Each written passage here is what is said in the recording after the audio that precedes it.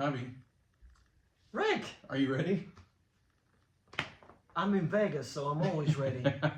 Welcome to the Elvis Workshop. Thank you for tuning in again. I have one of my good friends, Javi, here. How long have we known each other? I was expecting you to say I have my best friend, but one of your good friends will be good enough. My best Southern Hemisphere friend. Oh, okay. Where are you from?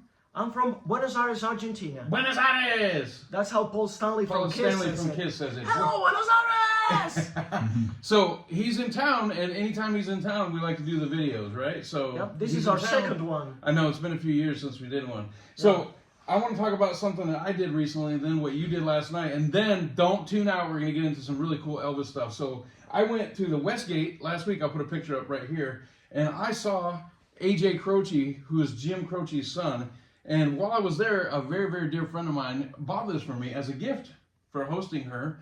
And it's Jim's 3 albums that he put out before his unfortunate passing. And it's signed by his son on the front. Wow. Some of the best material ever. One of the best greatest hits albums ever is the Jim Croce Greatest Hits. But this is the 3 albums that it's sourced from to make that album up. And I just went and saw him, so I'd be remiss if I didn't at least bring this up. This is awesome. Go get yourself a copy. But what did you do last night? Well, what happens in Vegas stays in Vegas, but I'm going to tell you. We're going to broadcast it on the video today. Okay. So, basically, last night, me and my friends, Shane and Chris, were... Our live audience. Clap, live audience. We were wondering if we should go to a concert with Sting and Billy Joel at the Allegiant Stadium. It's where the Super Bowl was last year. And it's a huge stadium. It's where the Raiders play football in the NFL. 70,000 people. 70,000, yeah. Yeah, it's a big one. And so you've seen Billy Joel before. How was the show? I've seen him 7 years ago at Madison Square Garden in New York. And pretty good venue to see a show at. The show was good. The show was great, actually. So what about last night? But my seat was not great. And the audience was a bit cold for my tastes. I'm used to a more raucous audience. And last night was different because the audience was really into the show. They were really cheering. And Billy's what, 78 years old? 75. 75, and he was like a 20-year-old, right? Up there just rocking out. Sting opened dragging the show. One leg a little bit, but... Yeah, Sting opened the show. He played for 1 hour. It was mostly hits, so I knew his stuff. And Sting is also 73, and he looked great for his age. That's awesome. It sounded great. And then Billy Joel, it was so good. The audience was very much into it. There was everyone standing. It was way beyond what you expected. It was way beyond it. It rocked. You know, when you think about Billy Joel or Elton John, you think, okay, a guy is sitting in a piano playing ballads, but then this guy comes on stage with a killer band, and it rocked. They did Led Zeppelin, they did Viva Las Vegas, Elvis. Well, for the encore, Billy put on his Elvis sunglasses, and they did a very off-the-cuff and improvised. And I say improvised because you could tell it was not rehearsed. They did Viva Las Vegas, and that's kind of the magic of it, that it wasn't rehearsed, so it sounded like something special, something that is happening in this moment and might never happen again. So they did Viva Las Vegas, and Billy threw a bit of a thank you very much between songs, as you do when you perform in Las Vegas. And the show lasted for about 2 hours, and he has such a killer band. The only lady in the band, Crystal Tagliaferro, she did, in the middle of Billy Joel songs, he did Rock and Roll by Led Zeppelin and River Deep, Mountain High.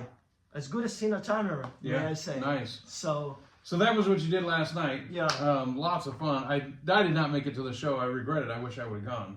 So today, let's switch topics now. So today, I in my last video, I talked about this book called Yours, Elvis Presley by my friend Stephen Schutz. Now, what I did was, he's never even seen this book. He had no idea about it. So I just gave him this book. I said, I need you to flip through this.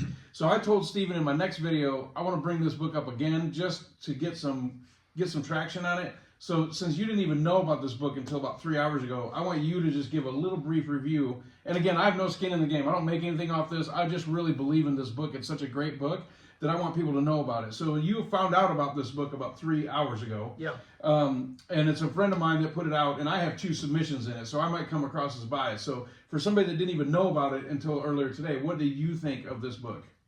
Well, for starters, there is one thing with Elvis books, and it's that there's too bloody many of them. This is that true. means there's millions and millions of Elvis's books, so it's very hard to come up with new ideas, something new, something different, something that hasn't been written or said before. I mean, nowadays Elvis fans are happy to get a book with 2 new pictures that haven't been seen before, or but so I thought it was a great idea to gather autographs and the story of the autographs and put it into a nice laid out book. And that's what this is.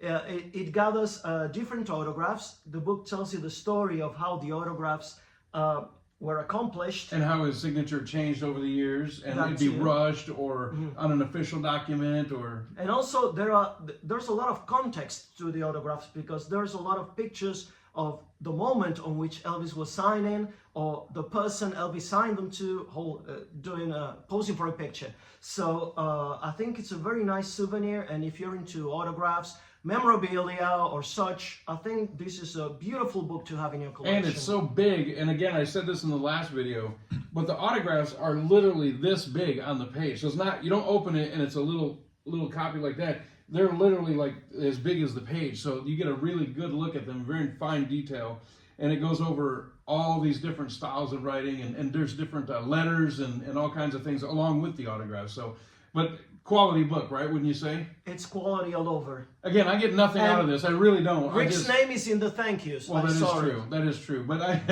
I get nothing out of this. I just wanted another well, you got opinion. Thanked. Well, that's something. I did get thanked. But I wanted another opinion from a random fan just to show that it's not bias on my part. Because if he told me this sucked, I would tell you. I just would. So, but it's great, right? So, anyway, so moving on. Oh, I picked this up the other day. This is so cool. I'm going to show you a closer picture because you won't be able to see this here. These are from the International, or this one is from the Hilton in this instance. This is a pen from 1972, and it says Elvis Now, 1970 Now, RCA. So these were given out at the hotel, and these are so hard to find. I've seen them before, but they're so hard to find. But that is a pen that was given out by Colonel Parker and RCA at the hotel for the people to use at the hotel and this kind of thing. And there's a whole different series of them that say different things, but this one says Elvis Now, 1972 Now one, and I'll show a closer picture. That is a really cool little piece. All right, so this is not going to be a long video because we have stuff to do, but he's in town. I wanted to talk about some stuff. We have one more thing to talk about on the table, and then we're going to tell a quick story, and then we're going to be out of here. So one of my things that I love to do that my viewers hate that I do, which makes me love it even more. Wait, I hate it too. He hates it too. Viewers do. He's one of my viewers. I'm one of the viewers, and I hate it. Is when I have a product that's unopened, look at that, shrink, and I open it. And I believe this box set to be from 1978. So it was a year after Elvis died. And it's just a cheap, kind of like a budget release box set from RCA. But I think there's, what, like 8 albums in here? There's a couple posters in here. There's all kinds of stuff. But look, it looks like he's getting attacked by a fly. There was a fly invasion in the studio today. We were barbecuing and had the door open, so he's getting attacked by a fly. Anyway, this specifically goes out to Adam Taylor, who's sitting on his couch sweating as he's watching this video. This has been in this shrink wrap since 1978. Here, I'll put it down here. And we're going to open it right now. I don't know what's in here. I think Ian, my friend Ian, told me that he believes there's 8, looks like 8 albums in here and some posters. But the thing is it's been in shrink since I was like 4 years old. And I was 1. Yeah.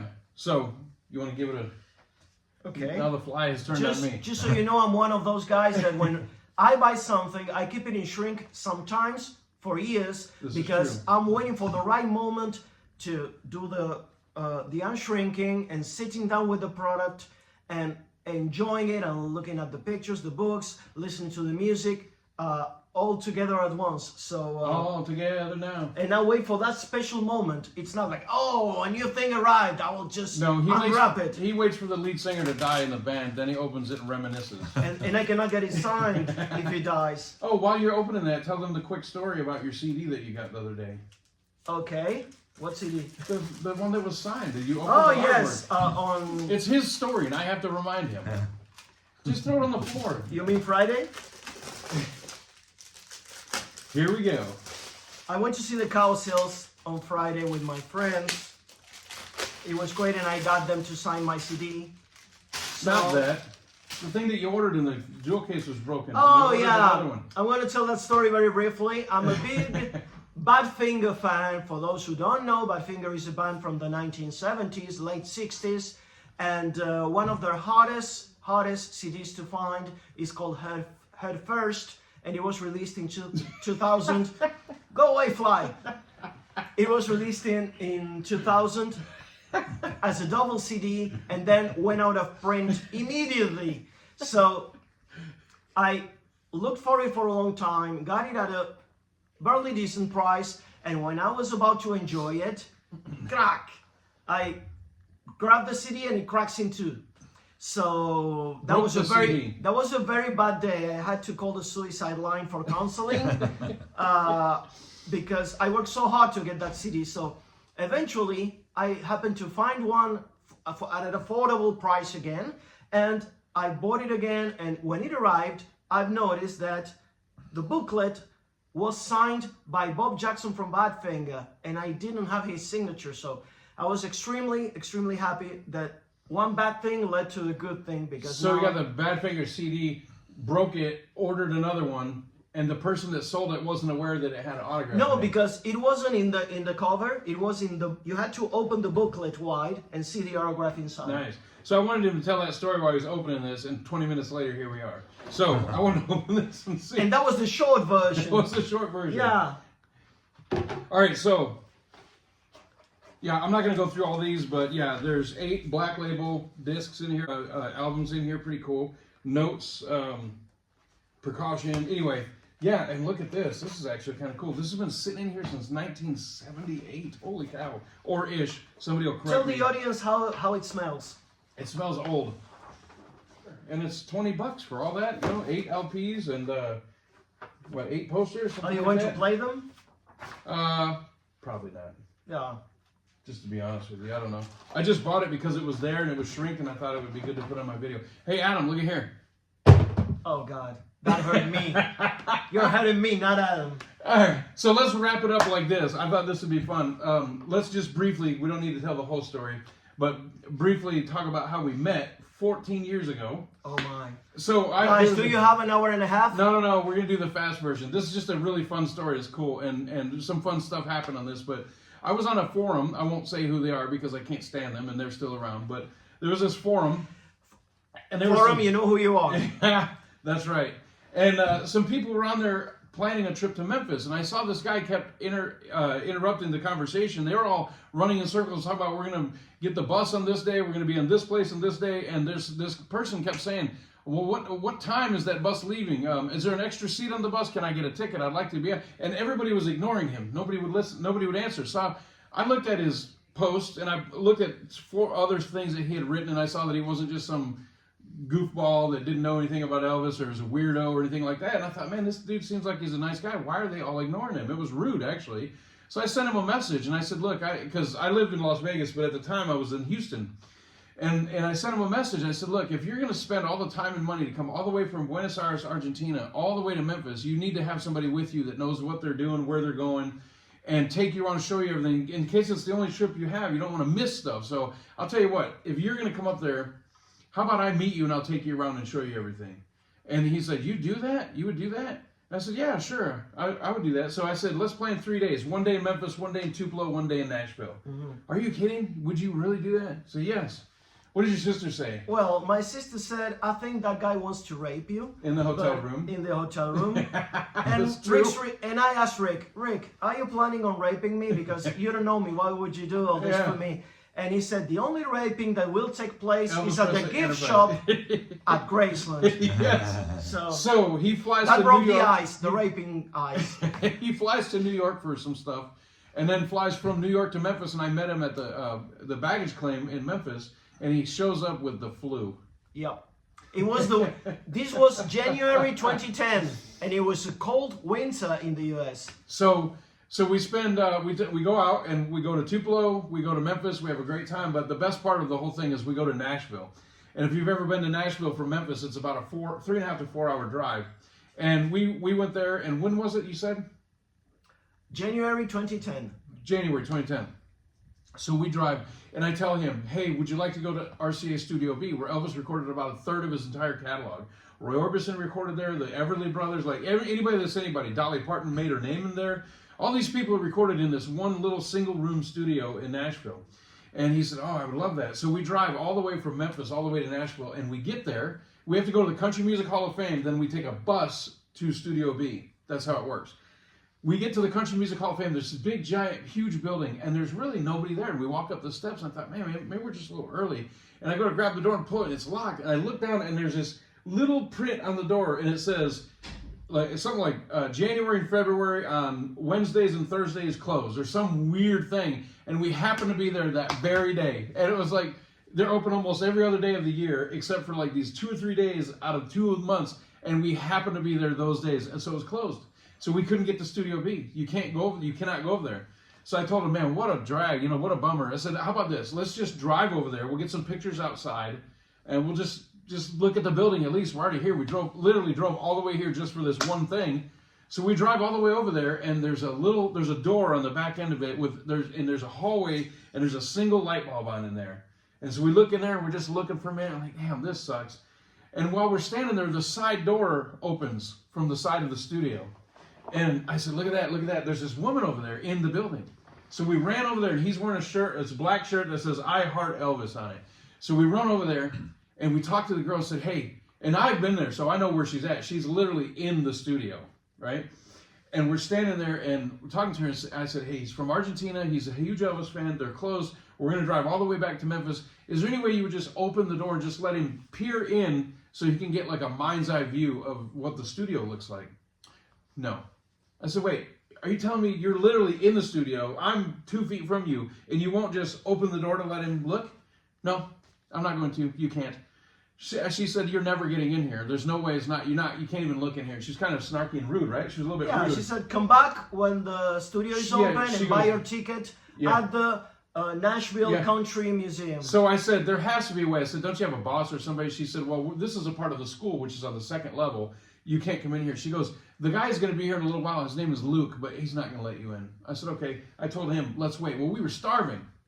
So I said, hey, let's run and go get a sandwich and come back. Well, we run to the restaurant, and we're both sitting there like eating like this. Like we both had anxiety, and we just said, forget the sandwich. Let's just take it with us and go back.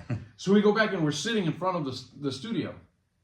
And this car pulls up, like 20 minutes later, right? Yep. This guy pulls up, and we're listening to an Elvis CD of the FTD, the private label FTD, and we're listening to Elvis in the studio. We're sitting outside of it, and we're listening to outtakes of Elvis talking to the band and this. And the guy gets out of the car, and we said, hey, are you Luke? He says, yeah. I said, hey, can I play something for you?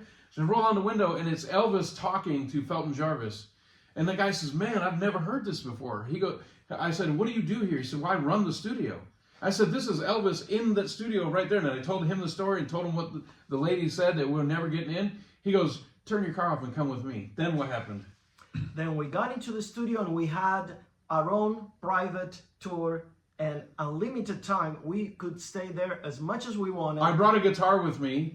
Well, I didn't get to that part yet, but the guy even, I was saving that for last. Okay. Erase that part. Edit that out. No spoilers, please. So not only we just went through the whole studio, but we were talking about Elvis and stuff that happened in the studio, and the guy noticed that we knew what we were talking about. And he was hearing about stuff he'd never heard of before. Yeah, so he said, you know what? In the back, I have some microphones that were used in the 60s. House mics. The house mics. Locked away. He unlocked these microphones, and I said, can we touch them? Unzip the box. So we got our pictures taken holding the microphones that might or might not have been used by Elvis in the 60s. Well, they were the house mics in the 60s, and that's when he recorded there, so he used them. Yeah. They may not have been his vocal mics, but they were used during the sessions, for sure. Wow. Yeah, and... Then he took us into the control room. Then we sat at the desk, at the mixing board. He took us into the break room in the back. He took us through the entire studio. He gave us a private tour, and I know for a fact, because I've been told, that when you go with the country music Nashville Museum, they take a scene in a group of people. You spend a few minutes in the studio, and they rush you out back to the van. You come over in a bus, you stand in the studio, they tell you a couple stories, you get back in the bus, you leave. You don't go into the control room, you don't go in the break room, you don't see the mics, none of that stuff. But in this case, we were there where Elvis recorded more than 100 songs. Yeah. And we had all the time in the world, and we touched the microphones and the mixing board, and it was amazing. But at one point, Rick had brought his Elvis Presley replica guitar that if it's not in the video, but he will insert a picture using modern technology. So Rick asked Luke, the studio manager, my friend here has a guitar in the trunk of the car. Can he play a couple of songs? Because of course, if you know a few chords and you can sing a few lyrics, you will want to sit down and play a song that Elvis recorded in that same spot, right?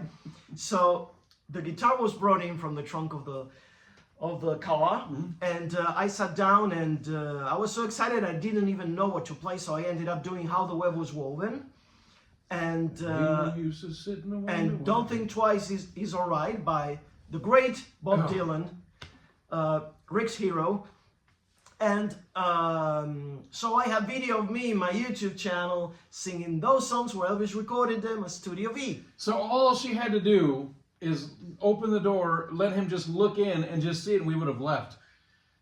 And because she said no, and we waited around, we got the best tour ever.